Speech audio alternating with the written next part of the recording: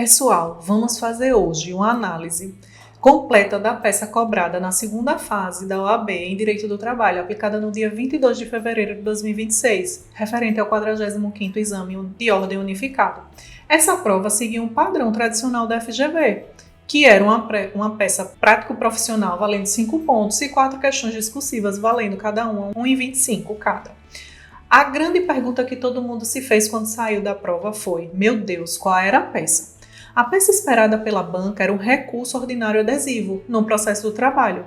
Agora vamos entender um passo a passo como indicar essa peça, porque esse é exatamente o tipo de análise que ajuda quem quer aprender a lógica da FGV. O primeiro passo, quando da leitura do enunciado da questão, da peça prático-profissional, era identificar o momento processual. A primeira coisa que o candidato precisava observar era o enunciado. E lá já indicava que existia uma sentença na reclamação trabalhista. Então a gente já pensa automaticamente que se já existia uma sentença é porque ele já tinha sido julgado em primeira instância, o processo. Então a gente estaria diante de uma fase recursal.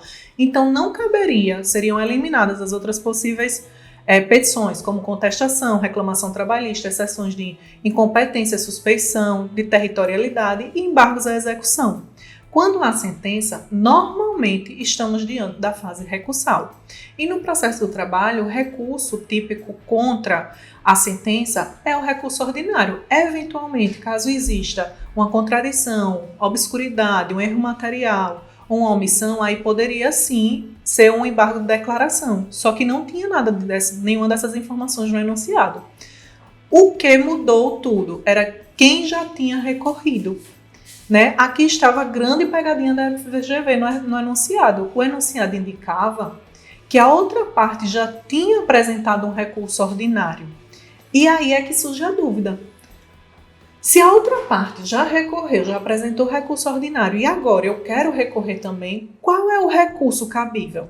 Seria o recurso ordinário, só que de forma adesiva. Ou seja, o recurso ordinário adesivo, que a gente chama. Ele é apresentado dentro do prazo das contrarrazões. Quando o juiz vai lá, faz uma intimação para a parte contrarrazoar, você vai lá, apresenta as contrarrazões e o recurso ordinário adesivo.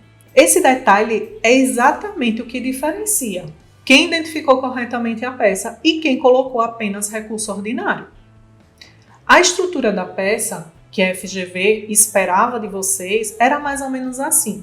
Ela queria que vocês fizessem o endereçamento, colocando lá, excelentíssimo senhor, doutor juiz da vara, que é o que a gente chama a primeira folha de rosto, A gente dirige para o juiz de primeiro grau, para que nas razões recursais a gente fale sobre realmente o tribunal, posteriormente. Mas inicialmente a folha de rosto a gente teria que colocar lá um endereçamento como se fosse excelentíssimo senhor doutor juiz da vara do trabalho.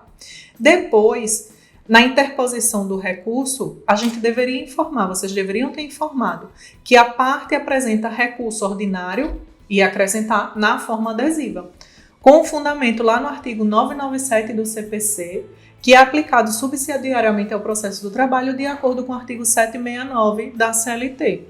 Outros requisitos importantes da peça e alguns pontos que provavelmente estarão no espelho de correção definitivo da FGV é a indicação de que o recurso ordinário era um recurso ordinário adesivo, a apresentação deveria ocorrer no prazo da intimação para as contrarrazões, a fundamentação jurídica e o pedido de conhecimento e provimento do recurso. Depois disso, vinha a estrutura clássica, que eram as razões do recurso ordinário adesivo, com a síntese da decisão, depois os fundamentos jurídicos e, posteriormente, a solicitação para a reforma da sentença. Nos pedidos finais, o candidato deveria fazer o seguinte: requerer conhecimento do recurso, provimento do recurso adesivo e a reforma da sentença nos pontos indicados e também a remessa ao Tribunal Regional do Trabalho. O erro comum de muitos candidatos é que muita gente colocou apenas recurso ordinário. E aí, a dúvida que gera é o seguinte: zero a peça? Aí a resposta é: depende. Se o candidato estruturou corretamente a peça e apenas errou a nomenclatura, normalmente a banca pode descontar uns pontinhos, mas não necessariamente ela vai zerar tudo. Agora, se a estrutura foi de recurso ordinário comum, aí sim pode haver um problema de uma diminuição realmente com relação à pontuação. O nível de dificuldade dessa prova, de forma geral, para uma prova de direito do trabalho, foi considerado de nível médio. Por quê? Porque não foram aquelas peças clássicas que a gente está acostumado, que é reclamação trabalhista e contestação. A FGV ela trouxe dessa vez um recurso específico, exigindo atenção aos detalhes do enunciado que ela propôs. Então, a mensagem final para quem fez a prova: se você identificou a lógica do recurso, estruturou a peça corretamente e desenvolveu bem as questões discursivas, as chances de aprovação são muito boas. Agora é aguardar o espelho definitivo e, se necessário, avaliar a possibilidade de um recurso de acordo com a sua pontuação.